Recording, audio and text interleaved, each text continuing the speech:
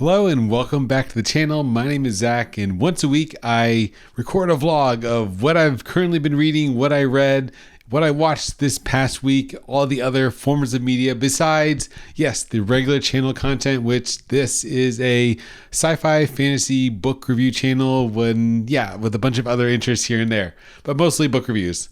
So that is what I'm going to kick off this week's vlog of updates on with what I've been reading and what I read previously and finished. So this week I finished one book only, which is Cory Doctorow's Enshittification.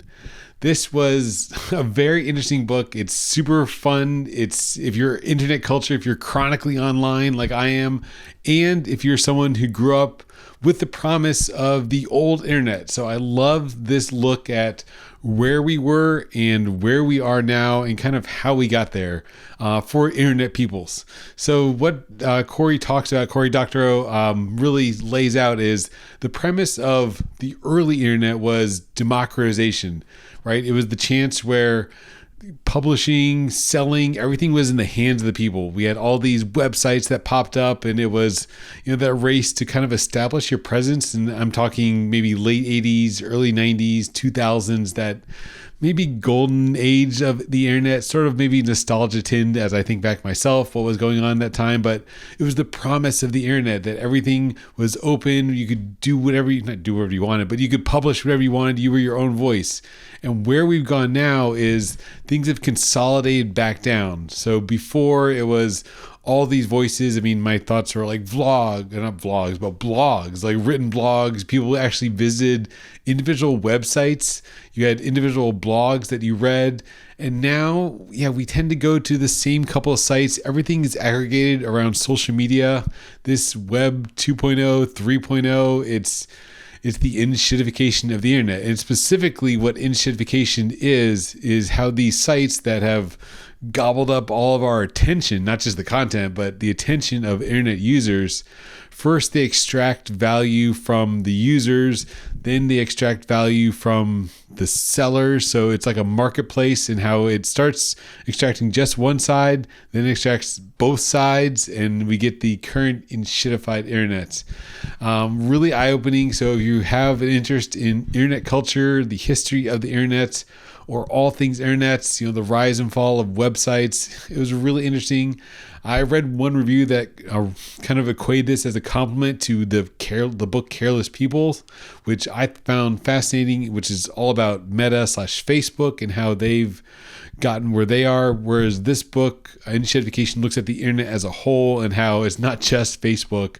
It's definitely an offender in the algorithm-driven marketplace, but how all of the internet has sort of, reached this place where things aren't as rosy as you were if you look back at the early days. But anyways, as you can probably tell, I really loved it. I will do a full, maybe more coherent digestion of all the different points that Doctorow makes, but I definitely recommend reading Enshittification. I thought it was a really good book and very timely. He incorporates when the book was written at the beginning of this year, 2025. So he talks about things in the pipeline that maybe the current presidency and laws and regulations may affect us as internet users. So it's really interesting, and I think it's important, again, as a well-informed internet citizen. So that's the only book I finished because, yes, as I mentioned last week on the vlog, the book that I was excited to start, and I did start, and as of today, I'm about 75% done. So 3/4 of the way done with Empire of Silence by Christopher Ruocchio.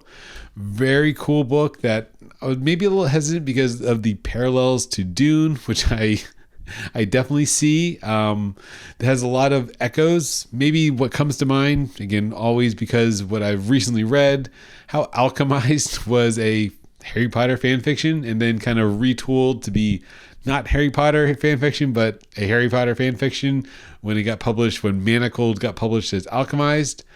I almost see echoes of, Empire of Silence being a Dune fan fiction that is starting to go its own ways towards the end. And just when I thought it was breaking out of its own, establishing its own identity, I just got done with the duel between the priest and Hadrian, which, yes, it echoes the duel in Dune towards the end of the book. So just when you thought the parallels to Dune were over with, he draws you back in with two nobles fighting to the death in a sword fight duel. And Hadrian has a crisis of consciousness, just like when Paul Atreides first fought Jameis. So it's not a one-to-one comparison by any means. At first, I thought Hadrian was a little bit like Paul Atreides, that he was an Atreides growing up. Then I thought maybe he's a Harkonnen, because apparently the Marlowe family is a little bit, not so good, or at least that's just the culture of these nobles in this feudal society, just like in Dune. And Hadrian, he's not using his litany against fear. He's using their own fear phrases. Fear is poison. So many parallels. You've got Mentats, you've got other thinking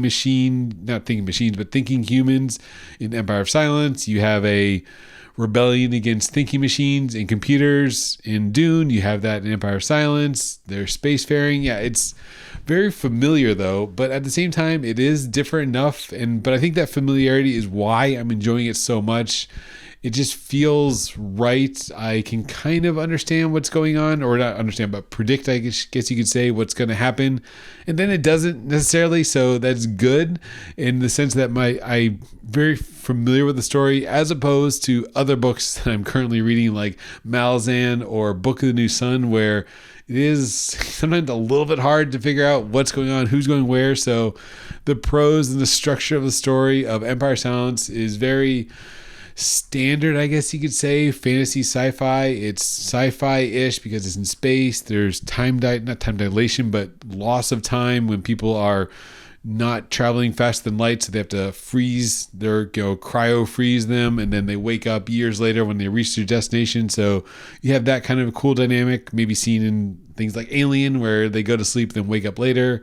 And then you also have the fantasy elements, because it does feel very fantastical. Like, there's not magic powers, and there are aliens, but it's not necessarily space battles yet. It's very grounded with the people that are in a feudal society, like a fantasy story on the planet, at least where I've seen now, even though, yes, he's gone to a few different planets now, but it is kind of like country to country moving. So, and all in all, I'll say, yes, I'm really enjoying Empire of Silence, even though this is apparently the weakest book. So I'm actually excited to continue reading the story, even though, I haven't read the ending yet. I've still got a little ways to go, but hoping to wrap that up this week, which leads to the next, what I am going to be reading. And yes, it's driven by my library holds, and what I had come through this weekend was a hold I've been waiting for, which is Fonda Lee's Jade War, book 2 of the Greenbone saga. So book 1, I was kind of lukewarm on. I didn't love it or hate it. It just didn't blow me away like maybe I was expecting, given all the praise it has. But that's to say that the story itself of Greenbone Saga, it really should speak to something that I would truly love. I love that, peak 90s golden era of Hong Kong. I love that kind of society. I love triad films. So this is very much magical triad members fighting for gang war. So this should be right up my alley. It's got magic, it's got politics, it's Asian inspired in this like a quasi Hong Kong island, and it's got family drama, and it feels a bit like an anime family drama, like clans clashing. So all the elements that I would love, but just didn't really blow me away. And I think maybe I had too much expectations for this book, because again, I read about it on Reddit, on the R Fantasy. The Greenbone Saga comes up a lot in the highly recommended stories, for good reason. It wasn't bad by any means. So maybe as I go into the second book with a slightly different mindset, that now I know the setting, know what's going to happen, try to tone down my expectations, and also reading this after a sci-fi Empire of Silence, I think that'll also be a good balance to maybe reading too much fantasy at once, which sort of colored my experience on the first Greenbone book because I was just reading a ton of fantasy at the time. So I found it's best for me to kind of switch genres, like read a little nonfiction, read a little sci-fi, then a little fantasy, or at least different types of fantasy, and not just go hard into one genre back to back when, maybe the tropes and the plot points and the plot beats sort of all fade together when you've read so many of one type of book back to back to back, which, yes, I indulge sometimes when I'm just really into something, but I think I kind of overkill it on that. So that's what I'm reading. Those are my 3 books, what I read, what I'm reading, and what I'm about to read. So lots of reading, and that's to say not a lot of watching. So the next segment where what we watched as a family at home, only one single movie this weekend. We were just so busy with other stuff with our son. He does marching band, so super busy with 2 performances on Saturday and Sunday. So the only movie we finished was the Lychee Road from 2025 out of China. According to my wife, it's actually based on a famous, a folktale kind of story about getting fresh lychees, which are the super tasty fruits from one province to the capital, and the logistics that are going to take because lychees go bad fairly quickly because they're a fruit. So once they're picked off the tree, they have kind of like a hard outer shell, and then the inside sweet fruits decays after only a couple of days. So our hero, Li Shande, has to figure out more of like logistics of like it was more like a supply chain problem almost, where he has to figure out the best way to preserve the lychees, to speed up the delivery, to route through various different routes across the countryside to reach the capital in his required number of days before the lychees go bad, and also complete all these like experiments of the best way to transport, preserve, and logistically carry out this delivery journey across China. So it was fun, lighthearted. Actually, it was a pretty good movie because it just was an easy watch. Again, maybe that's the mood I was in. I was just in the mood for something easy, lighthearted. It was just a nice, wholesome kind of story. There wasn't like anything to be sad about, any weird adversities or, sadness. It was just a, kind of feel good story of triumphing over adversity. So that was the Lychee Road 2025 out of China. Pretty good. And then lastly, because that was the only movie we watched, I guess the only TV series we're watching right now is the fall anime, which is a bit lackluster because I'm not watching some of the other notable heavy hitters like Spy Family Season 3. The only shows we're watching are My Hero Academia, the final season, which is, great because I read the manga. And then the other show I'm excited for and watched episode 2 last night, another one I read the manga for, which is One Punch Man Season 3. So yes, I saw the stuff on threads, on Reddit. The animation sometimes is a little bit, one frame, man. There's some funny scenes where not a lot of stuff is moving in the scene. You have just either a panning shot or a character just floating through the scene. But here in episode 2, there was some pretty cool battles. Garo shows off some of his new powered up moves. Saitama makes his appearance. So there's a lot of setup because I know what's coming. So I know the later fights are hopefully going to go crazy because there is so much action in this arc. This story arc was one of my favorites. Towards the end, if we make it all the way through to the end with Blast, the cubes, God, there are so many really cool fights coming up, like epic fights. I remember the panels in the manga, just in awe of the artwork, just world-spanning battles.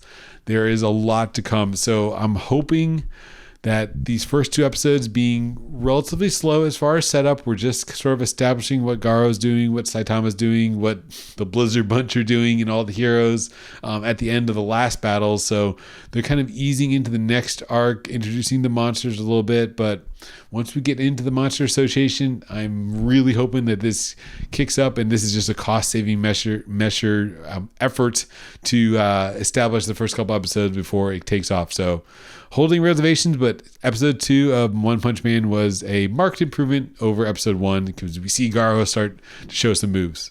And that's it. That was my rather short, even though it still looks like it's about 15 minutes long, video of what I've been reading, what I've been watching. So As always, if you have recommendations for movies to check out, I know like Tron Ares is on the horizon. I still got to see the Infinity Castle from Demon Slayer, but those are only in theaters unless you can find eventually on-demand streaming, but I think it's still probably a ways off, even though it is playing around us, so we may go see it if we can work it into our schedule. But I know there's a couple of theater movies, but nothing on streaming caught my eye this past weekend anyway, so maybe it was a good to only watch Lychee Road. So that's what I watched. And yeah, fall anime too. What else besides the big returning seasons is there to check out? Is there any new anime this fall, or wait for winter season to come along? So thanks for watching, and check out the reviews. And as always, check out the other reviews, the other videos, whether it's sci-fi books or another weekly vlog where I talked about other movies that I've recently watched. Thanks for watching, and have a great week.